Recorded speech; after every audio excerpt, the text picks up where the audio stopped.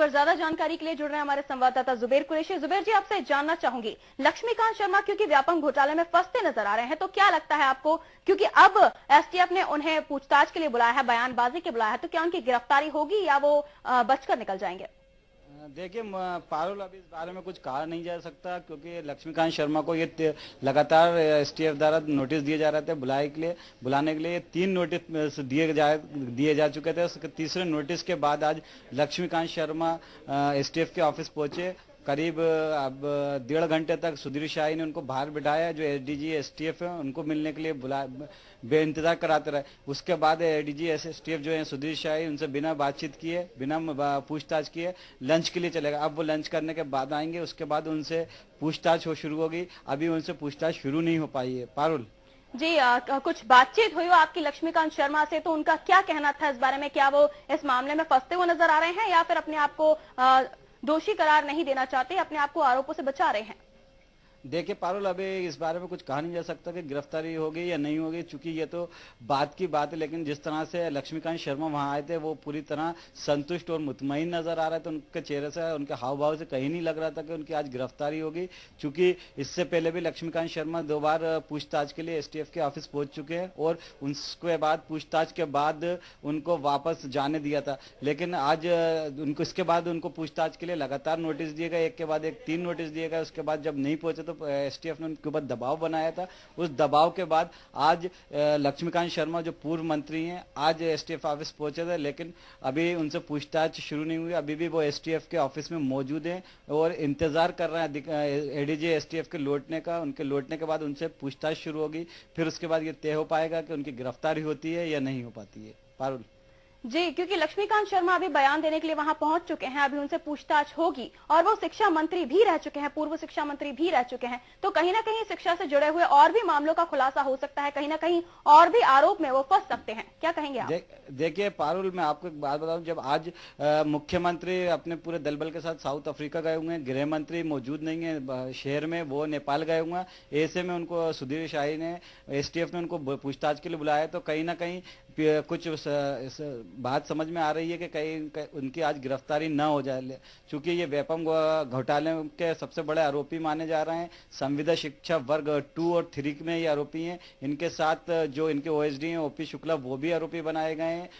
Governor house के जो OSD थे धनराज यादव, वो भी आरोपी बनाए गए। तो कहा जा सकता है इनसे, और सबसे बड़ी बात यह है कि आज जो परीक्षा नियंत्रक है महेंद्र त्रिवेदी और एनालिसिस्ट हैं नितिन महेंद्र, इन लोगों को भी आमने सामने बुलाकर इनकी बातचीत कराई जा रही है। उसके बाद जो साक्ष्य सामने आते हैं पूछताछ के बाद, उसके बाद तय हो पाएगा कि ये इनकी अभी गिरफ्तारी हो पाती है नहीं हो पाती। लेकिन आज जिस तरह के आसार लग रहे हैं, जिस तरह से आज उनको अवॉइड किया गया, एसटीएफ ने लगातार उनको 2 घंटे 3 घंटे तक बिठाए रखा बिना बातचीत किए, तो उससे कहीं ना कहीं इस चीज की संभावना व्यक्त की जा रही है कि आज उनकी गिरफ्तारी हो सकती है। पारुल, करीबन 130 लोगों को आरोपी बनाया जा रहा है, क्या कुछ नामों के खुलासे हुए हैं? जुबेर जी, आप मेरी बात सुन रहे हैं? जुबेर जी, मैं आपसे पूछ रही हूं कि 130 लोगों को आरोपी बनाया गया है, क्या लगता है कुछ नामों के खुलासे हुए? आपके सामने कुछ नाम आए हो, कुछ महत्वपूर्ण नाम आए हो जिन्हें आप बताएं?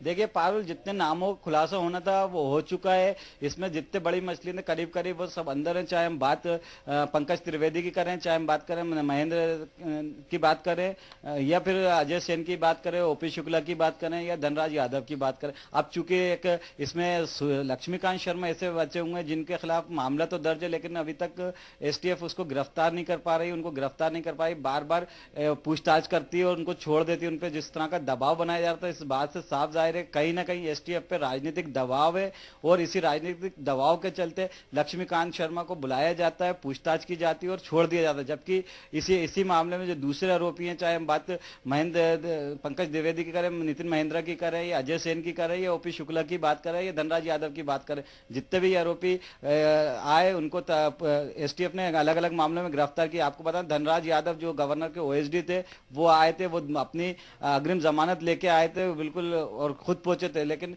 एसटीएफ ने उनको अग्रिम जमानत वाले मामले में बेल देकर दूसरे मामले में आरोपी बना के गिरफ्तार कर लिया। तो ये जाहिर सी बात है कि कहीं ना कहीं एसटीएफ दबाव में, राजनीतिक दबाव में, जिसकी वजह से लक्ष्मीकांत शर्मा को सिर्फ पूछताछ करके बार बार छोड़ दिया जाता है। पारुल जी, व्यवसायिक परीक्षा मंडल व्यापम एक बड़ा घोटाला है जिस पर लक्ष्मीकांत शर्मा पे आरोप है कि वो भी इस घोटाले में शामिल है। मैं अब चाहूंगी कि आप विस्तार से इस पूरे मामले को बताएं ताकि जो जनता हमारी जानती है और जो नहीं भी जानती है वो भी इस घोटाले को पहचान सके। देखिए, व्यापम द्वारा एक संविदा शिक्षक भर्ती कराई गई थी वर्ग 2 और वर्ग 3। इसमें जो शिक्षकों की भर्ती कराई थी उसमें घोटाला हुआ था। उसमें इस तरह के आरोप आए थे, इस तरह की जांच मामले आए थे कि जितने शिक्षकों की भर्ती की गई है संविदा वर्ग 2 और 3 में सब पैसे लेकर भर्ती की गई है। उसमें पैसे लेकर पास कराया गया है। इसमें जो व्यापम के परीक्षा नियंत्रक थे पंकज त्रिवेदी, वो उनके नाम सामने आया था। जो एनालिस्ट नितिन महेंद्र, उनका नाम सामने आया था। अजय सेन, उसका नाम सामने आया था। पुलिस ने सबसे पहले इन सबको आरोपी बनाकर इनको गिरफ्तार किया और ये अभी वर्तमान में कभी पुलिस रिमांड पर रहते हैं, कभी जेल चले जाते हैं। तो इनकी पूछताछ में ये जो नाम सामने आया था, लक्ष्मीकांत शर्मा का नाम आया था। लक्ष्मीकांत शर्मा के ओएसडी ओपी शुक्ला का नाम सामने आया था।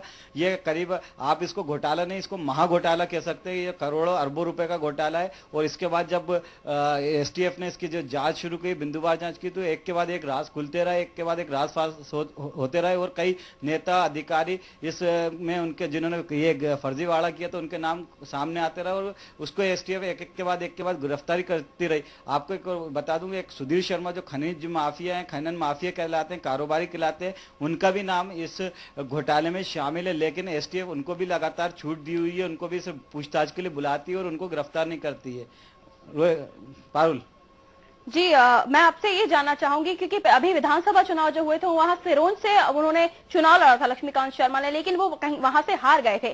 तो क्या कहीं ना कहीं जनता उनकी तस्वीर जान चुकी थी, उनका चेहरा पहचान चुकी थी कि वो कहीं ना कहीं इन मामलों में फंस रहे हैं, या फिर उसके बाद ऐसा कुछ हुआ जिससे ये सब हुआ है? देखिए, जब लक्ष्मीकांत शर्मा का चुनाव से पहले ही नाम इस घोटाले में आ गए तो उनके खिलाफ एफआईआर तक लॉन्च हो गई थी। लेकिन राजनीतिक इच्छा शक्ति के चलते, राजनीतिक दबाव के चलते उनका इस नाम का खुलासा नहीं किया गया था। लेकिन जैसे ही चुनाव हुए थे, लक्ष्मीकांत शर्मा के नाम का खुलासा कर दिया गया था और उनकी गिरफ्तारी की पूरी तैयारी हो गई थी। लेकिन अचानक कहीं ना कहीं किसी राजनीतिक दबाववश में लक्ष्मीकांत शर्मा की गिरफ्तारी टाल दी गई। ऐसा भी बताया जा रहा है कि लक्ष्मीकांत शर्मा ने एसटीएफ ने जब पहली बार उनको पूछताछ के लिए बुलाया था, तब उनकी मुख्यमंत्री से और संगठन से बात हुई थी। मुख्यमंत्री से उनकी जो बात हुई होगी, जो भी बात हुई थी, इस तरह की चर्चाएं गर्म है कि मुख्यमंत्री को उन्होंने जो बात की थी उनको सीधे सीधे मुख्यमंत्री को चेतावनी दी थी, कहा था कि अगर मेरी गिरफ्तारी होती है तो कई मैं अकेला जेल नहीं जाऊंगा, मेरे साथ कई लोग जेल जाएंगे। इस धमकी के बाद से एसटीएफ का रुख उनके प्रति नरम हुआ और यही वजह है कि उसे उनको बयान लिया जाता है और छोड़ दिया जाता है। जुबेर, कहीं ना कहीं लक्ष्मीकांत शर्मा बीजेपी से बिलोंग करते हैं, भाजपा से बिलोंग करते हैं, तो उनको ये छूट दी जा रही है क्योंकि मामला तो काफी टाइम पहले से चल रहा है और आरोप भी काफी टाइम पहले से लगे हुए हैं इन पर, लेकिन अब जाके ये कार्रवाई हो रही है, आखिर क्यों? बिल्कुल पारुल, ये जो आपको मैं बता दूं, ये जो व्यापम घोटाला है लक्ष्मीकांत शर्मा तक सीमित नहीं है या पंकज द्विवेदी या नितिन महेंद्र तक सीमित नहीं है।